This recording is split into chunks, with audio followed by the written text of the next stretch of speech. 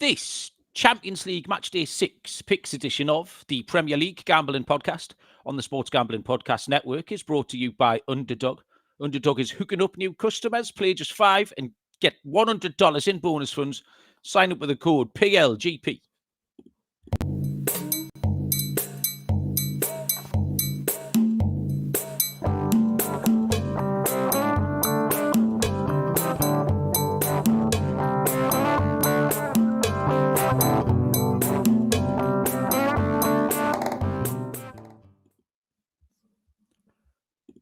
Welcome, everybody, to the Premier League Gambling Podcast on the Sports Gambling Podcast Network. My name is Malcolm Bamford, coming to you from Newcastle upon Tyne in the northeast of England. Today is Monday, the 8th of December. We are here to have a look around a few newsworthy events from the weekend just gone. Premier League weekend, which has got one more game to go tonight. Before we get stuck into Champions League Matchday 6 fixtures for Tuesday and Wednesday. Joining me in our never-ending quest to make sure the show doesn't go at the same time, 2 consecutive attempts, is Mr. Barry Pedaluna. Barry, 5 o'clock on a Monday. We've hit a new one tonight. Yeah, and definitely not my responsibility on this occasion, so I assume you're going to explain to everyone why you are to blame. There's not too much to explain. We did have the rare hangover special last week, Barry, when you were hungover. I was not deemed fit enough to participate in a hangover special. I failed the hangover test. I was so hungover, I was unable to participate. You messaged me at what time? About 4 o'clock. Instead of me doing the show tonight, and I just replied, "Fuck off." Yeah, I wasn't a well man. But it turns out, in an attempt to make my cold go away, I funneled a litre of famous grouse on Saturday, and not only has it not made my cold go away, it made me very, very poorly. But at tea time yesterday, I had to do Lazio v Bologna. Holy shit. I deserve a Pride of Britain award for getting through that. Literally commentating on that game, swallowing mouthfuls of vomit every 7 minutes, Baz. All-time absolute nightmare. One of the worst days of my life. Anyway, I fought through it like the trooper. Yeah, you are a bit of a fanny when it comes to alcohol. Like, yes, that's never known anyone. Not the drinking of it. I've got a more successful tale of coping with the alcohol this weekend. Go on then. I went out at 12 o'clock on Friday afternoon and had a pint, and then I went for a meal with which I consumed a full bottle of red wine, and then we went ice-free curling. I had 2 more pints. Ice-free curling. Yeah, you need to tell us about that. Good fun, that. So I had a couple more pints. Then we went for some cocktails. I probably had 4 or 5 cocktails. Another glass of red wine. I went back to the red wine at that point. And then at about 7 o'clock, I went and met up with the kids. Went a gig. I had another 3 or 4 pints in there. Watched a gig. Got right in the mosh pit because I was hammered. It was a great photo. Actually, the band put a photo on Twitter of the lead singer crowd surfing, and he's jumped in the crowd on his back. And right behind him is me, just stood there with my big heat at the front, with him on top of me. But that was quite funny. But yeah, I had a good 10-hour session, 12-hour, 11-hour session, something like that. Loads of wine, loads of beer, loads of cocktails. Saturday morning, got up, took Chloe to referee in for a couple of games. And then Saturday afternoon, drove to Birmingham, went to another gig. So, you know. I don't know how you do it, Baz. Cracked on with it. Some of us can just take it, you know. Yeah, I'm fine with the drinking of it. It's the processing of it in the 12 hours or so that follow that's always been an issue. Been quite a bit of stuff going on. I was looking forward to the World Cup draw on Friday, which I watched in the van on the way to... I was going to Hazelwood Castle, Paradise Lane, which was all right. The draw itself, Gianni Infantino, what a peculiar man. Because he hosts the draw. He's a football administrator, isn't he? That's his job. He's obviously rose to prominence. He wasn't like a vaudeville comedian that has then made a sideways move into football administration. And on these occasions, just so happens that he can use the 2 skills that he's got. He's out there like Bruce Forsyth. Like, he's doing it. Are we all having a good time? I can't hear you and all that. It was just fucking baffling. Like, he's doing skits. He's doing songs. Robbie Williams comes on. I don't think he knew where he was with his fucking undignified dance routine and preposterous suit. The whole thing was just meant, and then Rio Ferdinand's a cretin. But I have to admit, Barry, as enthusiastic as I've been about the whole World Cup and the amount of teams that have qualified, if you look down the list of games now, there's a lot of dog shit matches, isn't there? Fucking hell. It's going to be quite attritional. There's no group of death anymore, is there? Let's be honest. Remember when you always had a group of death, didn't you? And now there's nothing, no threats to anybody. One of the big problems is I think 8 of the 12 third-place teams qualify as well, which means there's much less jeopardy. If you pick up 3 points, you're just about certain to go through. I very much enjoyed, there was some pre-designated Pride matches, Barry. I don't know if you've noticed this. One of which was in Seattle. I think it's July the 26th. So the dates and the cities for the Pride games were preordained. So that game on Seattle, July 26th, is Egypt v Iran. So I'm sure all the couldn't have worked out any better. So I'm sure all the little gay fellas will have a lovely time at that one. And I've got a pick for the second game, Barry. Paraguay are way overpriced on opening night. Mexico, South Africa is early. The second game is later that evening. USA, Paraguay. USA are odds on, which is insane. They've got a championship midfield. Paraguay 5-2 plus 250. You said we could do one game on every show between now and the start of the tournament. It's just a little blue sky thought. So there you go. Get on Paraguay at 5-2. England's group, Barry, I think it's trickier than it could have been. But like we just said, there's no huge jeopardy because 3 points will get you through. And you never know who's going to finish where and where you end up. So there wasn't. It shows you how much attention I've paid, Malcolm. I can't even remember who's in England's group other than Croatia, Ghana, and Panama. I was out Friday night when it was all going on. Oh, was it Friday? Yeah, it was Friday night, wasn't it? And then I just glanced over it all the next day, and I read all the silly stories about Trump getting awarded some sort of FIFA Peace Prize. That was good, yeah. Because he didn't get the Nobel Peace Prize. Infantino has just created a new prize to give to Trump. Oh, man, the whole thing That's exactly what happened. The whole thing's going to annoy me from start to finish. From now until next year, that World Cup and all the fucking garbage that's going to go around it is going to do my tits in. Callum was first in the chat tonight. Cal, welcome along. Smudger was second in, squad number 7 and 9.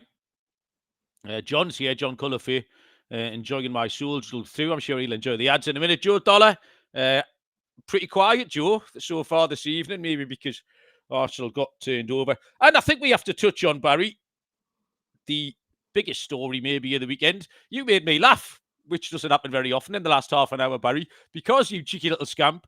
One of your responsibilities, of which there are a few for this show, is to do the thumbnail. And you've put one Mohamed Salah's picture on the thumbnail, Barry, which you little mischief maker. It did make me laugh. I lolled at it. Callum was first in the chat saying, whoever did that, it's not funny, which was the exact opposite response to me. It's really weird what's gone on. It's objectively hilarious. But can you help me work out what's happened? Because I don't know if I've missed something. My understanding of it is, Barry, right? Liverpool have lost a few games. The aging, out-of-form Salah has been benched 3 times. And then all of this, he's gone moaning onto the press and called a massive world of shit. Have I missed something, or is that just what's happened? Well, you might have missed something. We might all have missed something because you don't see what goes on behind the scenes, do you, is the problem. So all we've got is his story, and what he thinks has happened. But either way. What do you mean? But what's his story, though? His story is he's been put on the bench 3 times. Well, I don't know. I think he's probably not happy that... I think he's probably blaming his poor form, because he has been in poor form, on the fact they've spent loads of money bringing in loads of other players and changing the way they play, that now he's struggling and he's sort of feeling he's being made the scapegoat, is what I think. But I could be wrong. Either way, I don't really give a fuck, to be honest. No, that's one of the really funny. That's the only thing that I take from it. It wouldn't it be lovely if he went on strike in January to force a move? I was thinking that'd be nice. One of the great beauties of it is that I don't give a shit either. The whole thing is funny, and I think we can just all agree that we hope terrible things keep happening to Liverpool FC, their players and their supporters. I think we can all sign off on that. Fatty Meris is here. Oi, Fatty. Palace up to 4th. Palace are up to 4th. we'll get through the picks and some eye catchers before we make a couple of Champions League picks. Let me tell you that you can access all of our free picks and podcasts in one convenient place, which is the SGPN app. Download it free in your app store or just type in SGPN. I used it this morning, actually. I listened to the NFL review show while I was still sleeping off that whiskey for the 7th time at 11 o'clock this morning. Yeah, picks-wise, I'm currently 4-5 with one game left, but I'm in profit, which is fine. And because the two big ones that hit for me were the Villa team total, in hindsight, Barry, 11-4. Fucking hell. It was gigantic. Well, I know it hit in the 90, literally the last kick of the game. But they could easily hit it before that. Like, they got in plenty good positions. It would have been an unlucky loser. And then the Leeds team total at 7-4. So them two, Palace were another one. Palace was solely on the prices because up until the 90th minute, all three options were on the table. But that's what made Palace the bet because Palace were the biggest price. They were double the price or whatever. Palace was fine. The one that let me down, really, for my stake and stilt knacker, Baz, was Brentford. I'd done the team total on Villa, Leeds, and Brentford. And Brentford just shit the bed at Tottenham. Really disappointing because that would have been a nice little punt. So a couple of unlucky ones. The Chelsea-Bournemouth stats play really should have won. I got lucky on Newcastle, which is fine. But yeah, I'm ahead, which is fine with Wolves to come tonight, Baz.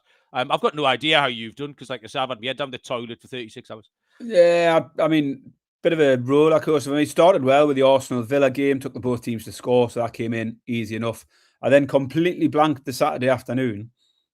But, like, it didn't feel like there was no terrible picks in there. Yeah. The Newcastle game was taken away from me last minute. I had Newcastle handicap, so I lost that in the last minute. I had the unders in the Everton game, lost that right at the death as the third goal went in. And the other couple of losers I had were one goal away. I needed another goal in the Spurs game. Chelsea finished 0-0. I had Chelsea to win. So I wasn't anything more than a goal away on anything. And then the Sunday done well. Took West Ham double chance. Yeah. Palace on the outright market at 9-5 was a good price. The West Ham was a good price as well. So two good plus money winners Sunday. Palace were my dog. Scorer hit again. Foden this week. I'm sure it's about 3 or 4 weeks in a row I've hit my scorer. Hitting a bit of form there. So yeah, I think I would need Man United to come good tonight to squeeze me into a profit. But overall, as I say, no picks that I would regret. Nothing went terribly wrong. Just a whisker away on a few things. Yeah, we go through the eye catchers. Let me tell you about Kalshi. Partnered up with Kalshi, a real money prediction market, legal in all 50 states. 50 states you can trade tons of markets, including NFL, college football, college basketball, NBA, NHL. But besides sports, I've got other things, including politics, entertainment, and the weather. So you can trade anything at Kalshi. New Kalshi customers get $20 to invest when they use promo code SGPN. That's KALSHI, promo code SGPN. And Underdog is your home for pick'em entries. You can win up to 5,000 times your money. Brand new offer here at Underdog. Play $5, get $100 in bonus funds. Sign up with the code PLGP. Eye catchers wise, there was two really good games on Saturday. Two games that bookended the slate, which were the Villa-Arsenal game. Villa 2, Arsenal 1. That one, I mean, Villa was my underdog. 130, I just thought was a huge price. Again, you get lucky in the last minute, but on a 130 shot, you just want to be in it, and they were. And it was just a very, very good game. I thought Villa were excellent. And then Arsenal came back, and with 20 minutes left, Arsenal looked like the only winners. Then all of a sudden, Villa managed to drag themselves back into the game and got the winning goal right at the death. But just again with Arsenal, the little nagging doubt, the little red flag that we said they've now played 5 games against top 6 teams, and they've won none of them, Barry. None out of 5. You can't, even at half-time, Arteta had to change things round because he's still got a CDM standing up front. I just don't think it's sustainable. And good, if you look back now, Barry, it's the opening day 1-0 win at Man United, where they were a bit fortunate. And then the 1-0 defeat at Liverpool. At the time, we didn't read much into them. That level of performance looks a bit shit now, doesn't it? So not only if they're not beaten Chelsea, Sunderland, Villa, Manchester City, Liverpool, that level of form is just a red flag. And as much as Man City have been trying to get beat a few times, they're right in it. And whispered quietly, Villa are sniffing about as well. Suddenly, I can't remember. What was my bet with Fef a few weeks ago? I don't know if he fancies the Paddy Power early payout, but you might want to settle that sharpish, Fef. I think it was Villa to finish above Man U, wasn't it? Anyway, he might be able to tell me. I can't remember. So yeah, Arsenal for me it was a good game. It was a good game, but there's that nagging suspicion, Baz, and they're still desperate to blame everything on a couple of injuries as well. Yeah, I mean, it's one of them things we've said we're Arsenal all season. Obviously, great form, but not putting anyone to bed and being a little bit too pragmatic sometimes in some of those bigger games, like you say. It's got to be a bit of a concern, particularly not picking up anything against those bigger teams. Oh, was that it? Sorry, that's it. Yeah, I was starting to look at a different page then because sorry, you look like you were going to say more than 10 words. Yeah, I was just dragging up Arsenal's little form table there. And right, okay, so now they have because Palace went into fourth, they have beaten a top 4 team, which was Palace. But the other games there are Man City 1-1, lost at Villa, drew at Chelsea, drew at Sunderland, lost at Liverpool. So that's one game out against a top 9 team that they've won. 3 draws and 2 defeats. So 1 win in 6. All the other wins are the bottom half teams. 1, 2, 3, 4, 5, 6, 7, 9 wins against teams in the bottom half. And in this league, which is absolutely cutthroat, when a team even the dog shit teams like Brighton, who were fucking awful again yesterday, but they'll just turn up and beat you one day because that's all they want to do. They're not care about any consistency. And then Leeds, Liverpool was a little bit of a madness because I watched the first half. It was absolutely awful. And then I went out, started to consume that whiskey. And Bob came through to shout me that it was 2-2 and then came back through to shout me that it was 3-3. So I've watched the highlights. I don't really know what's going on there, but Leeds have been competitive at home. And I think just at the bottom of the table, Leeds picking up another point just helps sort of keep Forest in West Ham, Fulham, teams like that, Brentford. All those teams are going to have to stay honest because it looks like Leeds are going to give Leeds and Sunderland, obviously, as well, are going to give those teams something to think about, Pat. Yeah, I mean, again, Liverpool Leeds I didn't catch because I was out on the night time, but I was watching the score notifications come through. And when the 3-3 come up, I was just in that little interim period between the support band and the main band coming on, and that come up. That cheered me up. And then I got the message from someone saying, "Have you seen the Salah interview?" And I quickly got the notification from The Athletic with the headline of Salah kicking off. And again, that cheered me up. So that I had a more enjoyable Saturday night as a result of that. It was quite good. Joe Dollar pointing out that Kai Havertz will be back soon for Arsenal, so I'm sure both of the goals he's going to score are going to strike fear into the rest of the league between now and the end of the season. And the other thing I noticed, I know the league's really tight in it. A couple of weeks ago, we joked, how are Tottenham within 4th or something? Yeah. I looked at the league on Saturday tea time and Everton were in 5th. Now, I've paid no attention to Everton. The only time they've got on my radar on the last month was last Saturday when we absolutely humped them 4-1. And then they win on Saturday and they're sitting in 5th place. Where have they... Crazy, can you play a joker one day? Is that what Tottenham did? Play a joker and get 12 points for winning a game? Because I don't know how they ended up in 5th. They're back down to 6 now. Tottenham? Everton. Oh, Everton are down in 6 now, but Palace went above them. Tottenham are back down in 10th, which is about right. After winning, this league's a little bit insane, isn't it? We've got... Oh, it's bonkers. I mean, you look at Bournemouth now down in 13th. They were in the top 6 not long ago, and suddenly they're closer to relegation points than they are European places. It is absolutely nuts at the moment in terms of that middle glob of teams. 2 wins will get you up to 4th, and 2 defeats. Wasn't there tons of Bournemouth Champions League chat? They were into 6-1 to finish in the top 4 and all that bollocks a few weeks ago. And then replaced by Tottenham, and then replaced by Everton, and then replaced by Palace. Which is good. Man United tonight. You look at Man United tonight would go from 12th to 6th if they were to win tonight. Yeah. Great. All right, okay. Any other eye catchers, Baz? No, I mean, I didn't get to watch a ton of it, to be honest. I watched our game on Saturday afternoon, and Christ, we made hard work of it in the end, didn't we? Yeah. I mean, everything. When you're at the bottom, and I've watched enough dog shit Newcastle teams, that's what happens. You concede straight from a corner when the bloke should never give a corner away. And then you have a dodgy handball. And then you have a horrible red card. And everything went our way. Without us, we phoned it in, really. He put out the championship midfield of Willock and Ramsey and just about got away with it.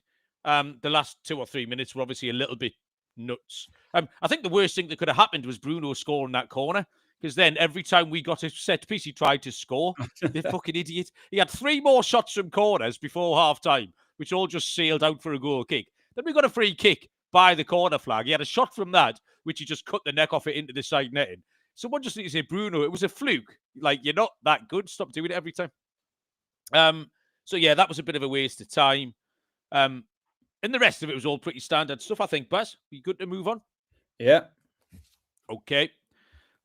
So, Champions League Matchday 6 picks coming up. Let me tell you about Novig, America's #1 sports prediction market. You get the best prices on Novig. Download the Novig app. Get $50 when you spend $5. Use the promo code SGPN. Get on the action with Novig promo code SGPN.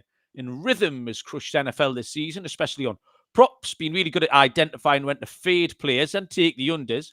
College basketball is now up and running with over 300 schools on there. Really easy to sign up.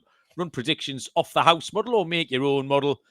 Use the promo code SGPN25 when you download the Rhythm app for 25% off your first month. Download Rhythm, use the promo code SGPN25. Okay. Champions League, a match day 6. I didn't make mine in any kind of chronological order, Barry. I've got nothing for the early kickoffs on Tuesday. Have you? Not the early ones, no. Right, okay. So we'll start, and I think we had to go to this game. Firstly, I feel like we had to go to it, but B, I also really wanted to go to it when I saw the prices. And it's 8 o'clock kickoff between Inter Milan and Liverpool, where Inter Milan are a little bit of line movement, actually. They were 15-13 plus 115. They're now into 11-10 plus 110. So they've been nipped in a little bit. The draw 13-5 plus 260. In Liverpool, 23-10 plus 230. And I just think at the prices, Baz, you have to take Inter Milan. They've won 4 of the 5 in this competition. Now, they've had an incredibly easy ride. Like, Inter's fixtures have been fucking wild. Ajax, Prague, USG in Kairat. Arguably the worst 4 teams in the competition they've won. But their domestic form's fine. They're second in Serie A, where they've won 5 of the last 6. They won 4-0 at home on Saturday. And they're taking on a team here in Liverpool with 1 win in 5 in the league. They've just failed to beat Leeds and Sunderland. They got humped 4-1 at home to PSV last time. And then, of course, you've got all the shenanigans around Mo Salah. Regardless if that was happening, just on a purely football point of view, you'd have to take Inter Milan anyway, just on form, like nuts and bolts form. You throw in all that Salah shit, and the defence still looks incredibly suspect. But I'm not going to take Inter outright. I'm going to take the Inter team total over 1.5. It's a little bit shorter. It's 5-6, minus 120. But I've just crashed it with Leeds at the weekend at a big price. If Leeds can score 3 past him, putting up Lautaro Martinez against Dominic Calvert-Lewin, I fancy Inter can get a couple of goals, Baz. So I'll take Inter team total over 1.5. Yeah, I had a feeling you'd go to that game. I dodged it. I thought you'd pick it up. But I don't mind the team total. I think that's probably the safer way to play it. I would rather be on the team total than Inter. Just in case Liverpool spraff it 2-2 or something. Do you know what I mean? Yeah, exactly. So, yeah, I mean, you look at for example, the Atletico game where you had a 3-2. Liverpool come out winners, but you'd have still cashed your Atletico team total in that one. So, yeah, don't mind that at all. I forgot to mention when talking about Liverpool. Only Slots comments about Jacob Murphy last week. That was funny. I thought someone was making it up. I thought it was a Frank Chipper. That actually real? I thought it was Frank Chipper as well. No, apparently he did say something about Jacob Murphy. I hope he did, but it seemed to come from some credible pages on Twitter. So, bit of a bizarre one. Like maybe that's what sets Salah off. The fact that sign his twin brother. Is he at Oxford or Portsmouth still? One or the other. Might be at Cardiff. Or is that Joe Willock's brother? Anyway, Newcastle players' brothers is not something we're talking about, Baz. What's your next pick? No, Champions League football. Barcelona v Frankfurt, where I've gone. So that is on Tuesday, 8 o'clock. Barcelona are 1-6. Eintracht Frankfurt are 12-1. And the draw is 15-2 plus 750. A bit of a boring one to start off with, obviously with a 1-6 home favourite. But I'm always drawn to the Frankfurt games just due to the chaotic nature of their games and their complete inability to defend, it seems. First 3 games in this competition for Frankfurt all ended 5-1. They had 2 5-1 defeats and a 5-1 win. They were beaten 3-0 last time out against Atalanta. That was at home. So they conceded 14 goals already in this competition, and their 3 defeats have come by a combined 11 goals. So if they're getting beat, they're getting battered. And even in Germany, they've had similar bonkers results. We're beaten 6-0 at the weekend by Leipzig. They've got 5-4 wins in there, 4-3 wins, 6-4s. Just every game seems to be nuts. And Barcelona are full of goals at the minute. They're averaging 3 goals a game in the league. They've scored 3 or more in 6 straight league games. Their last home game in this competition saw them run out 6-1 winners. But they did fail to win in their last 2, Barcelona. And I think it really leads them needing to win here, certainly if they've got any ambitions to get into that top 8. But also they're getting a little bit close to the bottom end of the qualification spot. So Barcelona will win. I think they'll win well. And I'm going to take a -2.5 on the handicap. Frankfurt can't keep this Barcelona team quiet.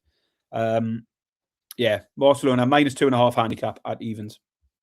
Yeah, Joe's on a similar line. He's got Barcelona to win with over 4.5 goals, plus 150 just to boost it up a little bit. Yeah, I mean, you wouldn't put it past Frankfurt getting one, but Barcelona can very easily get 4 or 5, yeah.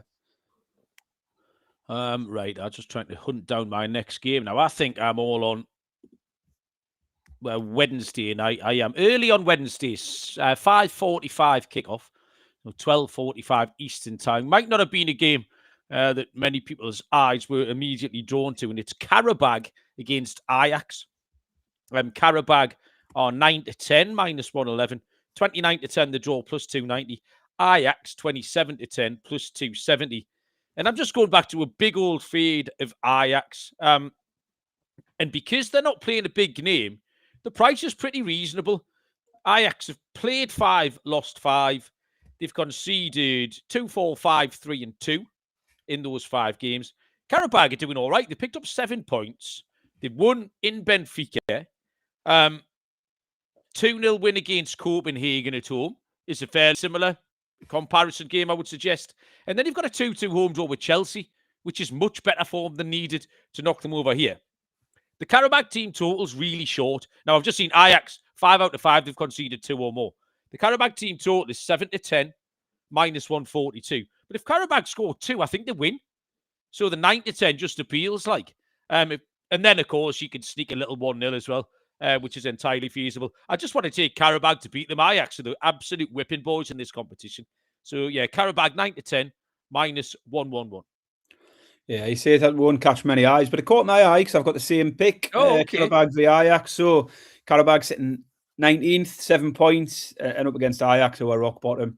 And I just thought it was a really big opportunity for Qarabag to take a step towards qualifying. As you say, 2 wins against 2 of the lesser sides in Benfica and Copenhagen. But the draw against Chelsea was really good. They've only failed to score in 1 of their 5 games. They've scored 8 goals so far. And Ajax have just stunk the place out. They've only scored 1 goal in theirs. Comfortably beaten in back-to-back home games against Benfica and Galatasaray. And they've lost every game by 2 or more. I just thought that, like you, there's not much reason to expect Ajax are suddenly going to bounce back here. Qarabag, a hard place to go to. I'm just going to take Qarabag money line. I've got them at 10-11. So team ride. That's the ray gun.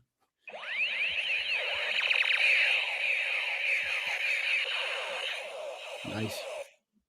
I didn't have my Reagan handy. I didn't think we often do the same games, let alone the same pick. Luckily, I'm a very athletic young man, and I reached it. Barry, I have got kickoff out. Your goalkeeper, your goalkeeper had gone down under controversial and cynical circumstances last episode with a fake thigh injury. So you could get some instructions onto your boys who've been thoroughly pummeled since the start of the second half. We played offsetting cards in the last episode where you went 9-3-5 up there, and then I went 9-3-5 the other way. So we are back where we started, Barry. The ball is just near your penalty spot in square number G7, Barry. That's G7. What have you got? G7. We are going to go forward 7. Yeah. Left 4. 3, 4, 5, 6, 7. 1, 2, 3, 4. Yeah. Forward 3. 1, 2, 3. That puts you up to D3 in my half of the pitch. I haven't got an awful lot I can do here. I'm going to play that bad boy, Barry. I'm going to go diagonal 6. 1, 2, 3, 4, 5, 6, which puts us back into your half, just left off the halfway line in square C9, everybody. That's C9. Okay, good. Barry still leads 2-1, but I'm fucking got a good feeling I'm going to get back to him. C9, don't lose that. Hang on, I'll just put my cards away. Put them on there, them on there, them on there. That back on there. Right, okay. Whose turn is it, Baz? Me. I picked an underdog, Barry, here. Nice. I like to try and find one underdog, and it is 8 o'clock on Wednesday. And the game is Benfica against Napoli, where we've got Benfica up at 5-4, plus 125. The draw is 9-4, plus 225. And Napoli at 23-10, plus 230. And this just jumped out as a WTF for me. Like, I thought we got a wrong team favourite. Benfica, a little bit of transition here, because Mourinho came in and partway through this campaign. But they lost the first 4, and then eventually they got a win against Ajax, which we've just said doesn't really count. But they lost against Leverkusen, Newcastle, Chelsea. I think you'd put them as fairly similar comps to Napoli, maybe. Just that, maybe level 1B. Do you know what I mean? Napoli have 7 points in this competition with a real mixed bag of results, actually. But they're top of Serie A. They've won 3 games in a row there. And what caught my ear, Baz, was recent wins in Italy against Champions League teams. They beat Juventus 2-1 yesterday. They beat Atalanta 3-1. They beat Inter 3-1. So they're beating Champions League competition quite comfortably and better teams than this Benfica team. I saw Benfica up here, and Mourinho was right when he said they just couldn't live with the physicality of a Premier League team. They competed for 55, 60 minutes, and then they were always going to get run over because that's where they are. Mourinho was aware of that. He's not stupid. And I don't know why this is any different. The prices, again, were wrong. We did this with Crystal Palace at the weekend. I don't know why Napoli are underdogs here. So I'll have a little punt on Napoli at 23-10. Nice. Yeah, I don't mind taking on Benfica. Like, good shout. Like that one. Final one for me then is Dortmund v Bodo stroke Glimt. Where are we with that one? I think it's a slash, Barry, rather than a stroke. Yeah. I have also got this game, by the way. Don't think we've ever done a show where I haven't been on Dortmund recently, but yeah. Call the prices out then. Dortmund are 1-3, minus 300. The draw is 5-1. Bodo Glimt are 9-1. Yeah, so just goals, isn't it? Where Dortmund are concerned. I'd be interested to see where you've ended up, but over 3.5 in all 5 Champions League games for Dortmund so far. They've scored 17, conceded 11, and they've scored 4 goals themselves in 4 of 5 games now, including both of their home games, which bodes well here, or Bodo as well. Yeah. Bodo Glimt have no wins. They've lost the last 3 on the bounce, and they haven't really faced any of the top teams yet either. Dortmund sitting 6th, and a good shout for top spot, particularly top 8. Sorry. If they can pick up 3 here. So plenty of motivation. The home form's good. They're unbeaten in this competition. They're unbeaten in the league at home. They have lost a German Cup game at home, is the only one they've lost. And plenty of goals. But as well as the goals, they've also had 7 clean sheets at home this season. So plenty of reason to think they might be able to keep it quiet at the other end. So I did think the Dortmund handicap was where I was going to end up here. But it's a little shorter than I thought. I thought I might get the 1.5 at a backable price. But you've got to go to -2.5. So I've jumped on the Dortmund team total. They always score 4. I don't even need 4 here. Just the 3 will do. Over 2.5 team total at 4-5. So you've pretty much taken the entire handicap there, Baz. I mentioned all the goals that they've scored. The game totals caught my eye: 8, 5, 6, 5, and 4. They've scored 8 in the last 3 Bundesliga games. And also, I tried to find some kind of build some kind of handicap thing, or like Dortmund to win with over 2.5 goals, but they were all just too short, like you've just said, with the handicap. So I have got actually a secondary pick, which I could give out to make it different to yours. Because my main pick here is that Dortmund team total over 2.5, 4-5. Minus 125. But just to zhuzh it up a little bit, over 1.5 first half goals is 13-8. Like, you could get this done pretty quick as well, I think. So main play was yours. Dortmund team total over 2.5. But I think Dortmund over 1.5 first half goals, 13-8 plus 162 is live. Because, as I say, Dortmund just get stuck into these early and often. And I think, Baz, I've finished. Have you finished? I'm finished. Well, that was good, wasn't it? Do you have anything? Danny's not here. You're going to, and I bet you haven't had your tea yet, have you? Do you know what you're having for tea? Yeah, I've had tea. I went had early. Tea already? Yeah, well, I had a late breakfast. I skipped lunch, so I was ready for my tea early. Right, okay. So it was a bit of a... But I had a nice Greek pita. So I had a pita bread. I got a pork tenderloin. I'm a big fan of the pork tenderloin at the moment. It's nice and lean, but it's love a pork tenderloin. You cheap, can't whack it. Really cheap cut of meat. But so dice that up, and I've got some Greek seasoning. So I put loads of Greek seasoning in. So it was a bit like a Greek gyros type thing in a pita with a little bit of garlic sauce and some oregano fries. Oh, nice. Nice. No, that was kind of... I've got some, just the last hour before we started the show, Baz, I've shredded a little bit of steak and marinated it with some shallots, red pepper, grated a ton of ginger and garlic. And I'm still trying to shift this cold, you see, so I thought ginger and garlic might be the way to do it. So I've shredded a ton of ginger and garlic in there. That's been sitting marinating for an hour. And then I'll just fry that up now with some rice. Bob likes to get the dark soy sauce and the honey involved. He likes to sticky it all up. Yeah, I like that. So that is the plan. Immediately, now I can hear them starting to gather. The vultures starting to gather. The IT department's down from work, and Bob's like sniffing around for his tea. So that'll be frying within 90 seconds. Basil was finishing this. Barry, have you got anything to tell the people about before we let them go? A couple of things. I was down at Nottingham Forest training ground yesterday. I didn't see Sean Geich, but Chloe was refereeing the under-9s at Forest yesterday. Any good? That was good fun, yeah. I enjoyed it. There was some absolutely outstanding football on display. Like, really? Under-9s football, but they were absolutely just fucking running rings around each other. Like, completely different for Chloe to referee. She's used to doing under-9s football on a Saturday, but it's sort of grassroots level. And you come here and they just want to get on with the game. There's no rolling around. There's no fanning about. No time wasting. There's like multi-ball in play. Like, they just want to play football. So frantic, like that. So I think for her, it was a bit of an eye-opener because you had to be really on the ball because everything was just rapid. But yeah, watched some great football. Really enjoyed it. And now I've got to make a decision. I've been, as you know, I've done 3 gigs and 3 nights the other night. And tonight I've had my eye on, there is a gig in Nottingham. Baby Shambles. Pete Doherty for that band. You're charging 50 quid a ticket to go to Rock City and see them. I'm not paying that. However, I see Barry about to make an appearance again. I've threw the derisory offers out again tonight, and somebody's just come back. Somebody's literally in the last 2 minutes has accepted £10 per ticket for a pair of tickets. So I'm going to have a word with Chloe and see if she wants to go watch Baby Shambles, and we'll jump in the car and go. And he's not on stage till 9:15, so we can just bolt out at 8 o'clock and go watch couple of hours. Sounds like a Viz comics trick, like Blasey Barry and his derisory offers.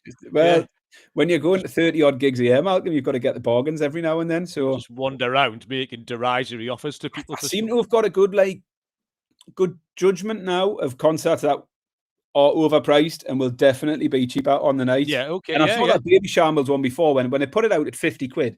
At Rock City, you're generally paying 30, 35 quid for a decent band there. And he's just a greedy fucker, isn't he?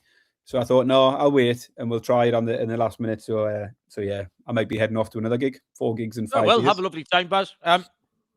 We'll have to do the Prem show on Wednesday, Baz. Excuse me, I don't know if that's any good. Well, we've got Thursday, Friday, Saturday. Champions League Newcastle, so it'll have to be later on, won't it? Oh, but yeah, that's fine. Yeah. We'll get the results hot off the press and we'll go from there. But that's a conversation for another time. Thanks, everyone.